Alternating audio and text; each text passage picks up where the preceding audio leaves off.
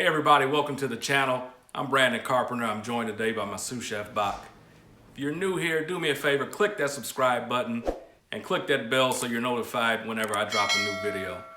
Today we're working on a pan-fried pork chop. Now this dish takes 24 hours. I know that sounds crazy, but we're going to brine our pork chops overnight, make them super delicious and super juicy.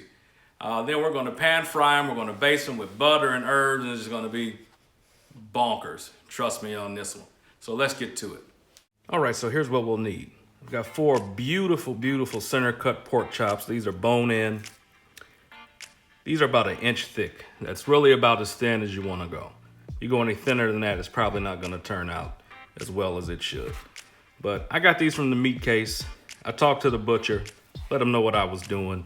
I didn't get that prepackaged stuff out of the big cabinet, so beautiful meat is the key to it, so start there. Also gonna need 1/4 cup of salt. Got a handful of black peppercorns. We're gonna need 8 cups of water. We'll need 4 cups of ice. Got some olive oil, 2 garlic cloves. We're gonna smash those up a little bit. Nice bunch of thyme, nice big sprig of rosemary, and a tablespoon of sugar. We're gonna start by making our brine. We'll do that right now. Start by bringing 2 cups of water to a boil. Add your sugar and salt and stir it just until it's dissolved. Pour that into a big metal bowl, along with your remaining water and all of the ice. You want to stir this up until your ice is mostly melted and the water is very cold. You don't want to be putting those chops into a big bowl of hot water. It won't turn out well, trust me. After that, add the herbs, the garlic, and the peppercorns. And lastly, you want to put our chops in. Make sure the water covers them. We're going to stick a lid on this and throw them in the fridge for 23 hours. All right, the chops were brined overnight. We're going to place them on a rack for 30 minutes. That'll help them drain and come up to temp. You want to reserve your herbs and your garlic that were in the brine. We'll use those later. It's been 30 minutes. We're going to pat the chops dry with paper towels on both sides. Want to make sure you have a nice dry surface so these brown instead of steaming when you put them in the pan. Knock off any herbs or peppercorns that might be stuck to the meat. Then we're going to season lightly on both sides with kosher salt and fresh cracked pepper.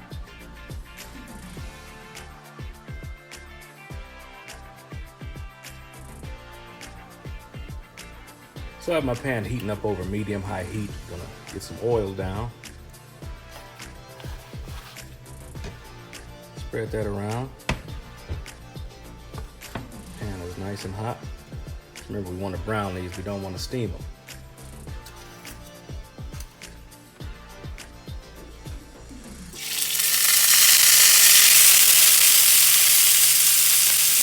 And that's what you should hear when those chops hit the pan.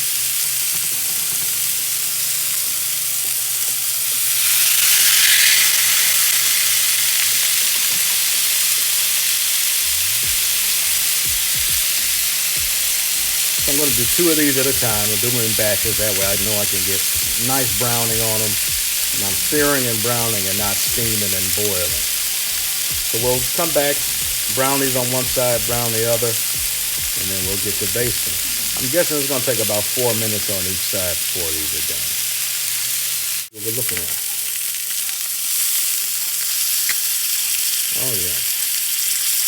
Beautiful golden brown. That's what we're looking for. So this fat cap here on the side, I'm gonna brown that before I turn these over.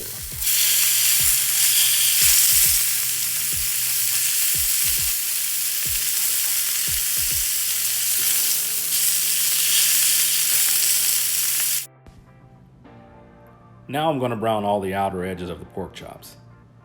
This will help us build up a lot of flavor, and your final product will look a lot better on the plate.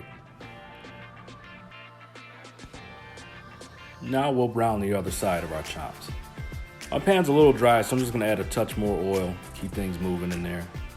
And again, when you put these in the pan, they should be sizzling. If they're not, it's a great time to adjust your heat. You don't wanna go through all this hard work and end up steaming those chops. You want them to be nicely brown, build up a lot of flavor, and seal in all those juices. I'm gonna let these go for 4 more minutes, then we'll take a temp on them and make sure we got them cooked through. been 4 minutes. We're gonna use an instant read thermometer to check the temp on these chops. They're both coming in around 140. That's exactly where I want them. If you want them more done, cook them until you get them how you want them. All right, so my chops are cooked through. It's time to baste them. We're gonna put in 2 tablespoons of butter. We're gonna get those herbs that we reserved out of our brine along with the garlic. We're gonna get them melted and start basting and just wait and see.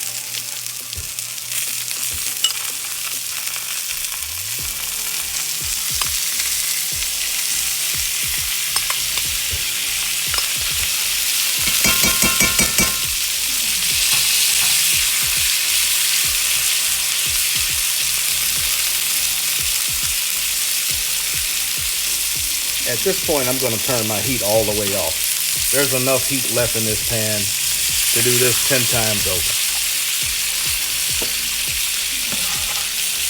So just get these mixed around. You want to get this butter flavored with that garlic, those herbs. Then we'll just start basting.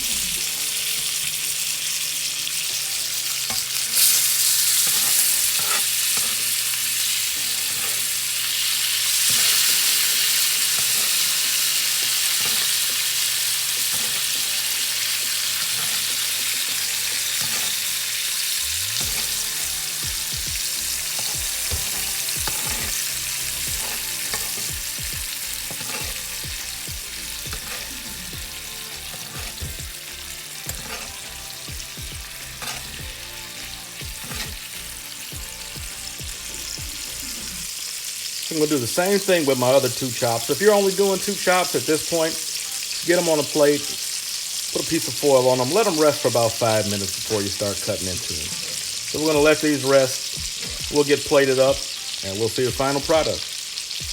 All right, so my chops have been resting about 5 minutes. Let me get some of this wonderful, wonderful herb butter that we basted the chop with. Just a little drizzle on top. We're ready to dig in. So let's see what we did here. Oh yes, nicely done. Give it a taste.